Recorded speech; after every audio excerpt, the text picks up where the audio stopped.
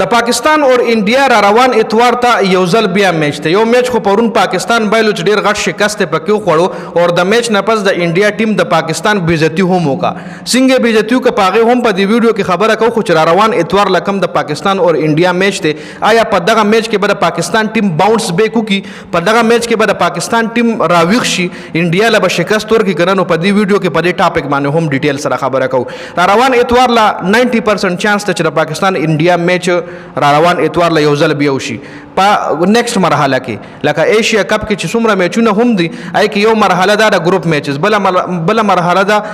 رابنز ووډ سټیج چې کوم دی هغه کې بیا د ټولو ټیمانو یو بل سره میچز دي څلور لوبډلې چې کومې کوالیفای شي نیکسټ راوند ته نو کې به یو لوبډله چې کومه یا به درې وړو ټیمانو سره میچ کوي نو پای کې به د پاکستان میچ یو ځل انډیا سره په نیکسټ سټیج کې بیا هم راځي نو دغه میچ د پاره به پاکستان څه تیاری وي او آیا پاکستان به دغه میچ کې انډیا له شکست ورکړي کنه تاسو کمنټ لازمي وکړئ خو کچې مونږه پرون د پاکستان باډي لینګویج باندې خبرو کو د پاکستان کلاډیانو باندې خبرو کو نو پرون د پاکستان کلاډیانو ډېر ډرپوک لوبه کړې ده انتهایی ډرپوک لوبه کړې ده په 6 اوور کې د پاکستان سکور 42 رنزو او په 10 اوور کې 49 رنزو او وکټي هم پرې وتلې وي لکه ډېر ډرپوک لوبه سپیشلی د حارث ډېر مطلب نو گیم اویرنس حارث بيخيړو د گیم اویرنس دی کې نشته چې دیږي کې زما د ټیم گیر دی دیږي کې به څنګه گیم کومه حسن نواز بیخي گیم اویرنس پکې نشته بیخي داسې گیم کړي لکه څنګه چې یو توکلی بیټسمن ته وروباسي چې زور د قسمه د شو سمه بشي کې نه بس اوټ به خوشي کنه نو دغه رنګ حارث او حسن نواز سپیشلی او سلمان علي هغه کپتان سیب په 12 بالو باندې 3 رنزونه جوړ کړو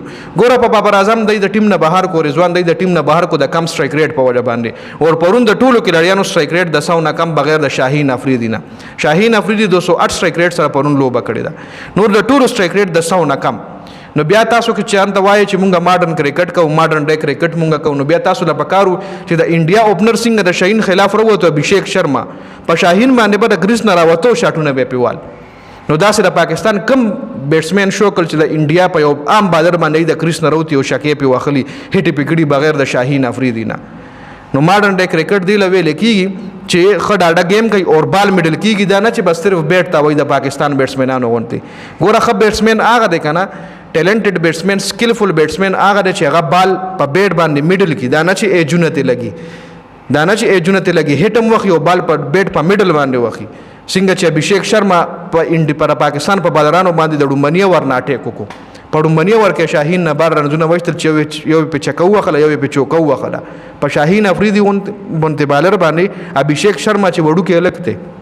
هر پاسي په هغه باندې شروعات کوي او خود تکړه شروعات پې کوي نو د پاکستان کم بیټسمن دغه رنګ شاټ وخلې د پاکستان کم بیټسمن دغه رنګ خپل انرژي خولې ده دغه رنګ خپل بهادری خولې ده چې یو بهادر بالکل یو بیټسمن هم نه کچره د پاکستان ټیم د پرون لوبي غونټه لوبه په نیکسټ میچ کې موکا نو پرون خو ول بیا هم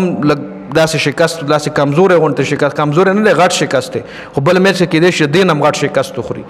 نو د پاکستان ټیم ل خپل سټریټیجی بدلول پکار دي د خپل عزت د پاره اوچتېدل پکار دي د خپل د قوم عزت د پاره اوچتېدل پکار دي ځکه پرون میچ نه پس د انډیا ټیم د پاکستان بیزتی په دوه درو موکو باندې وکا یو بیزتی خداو کا چې لاس ور سره ملاو نو کو د میچ نه پس او ډریسینګ روم ته لاړل او ډریسینګ روم ور ځان پسې باندې کو د پاکستان ټیم کې لړیانو سره لاس ملاو نو کو یو غټه بیزتی خو ول دغه وکا بل غټه بیزتی دا کا چې خپل غټه د خپل آرمی ته ډیډیکیټ کا چې موږ د خپل غټه د انډیا چې کوم آرمی دا سوریه کومار یاد په پریس کانفرنس کې وی چې زه دا میچ ګټل د پاکستان خلاف ډیډیکیټ کوم د انډیا آرمی له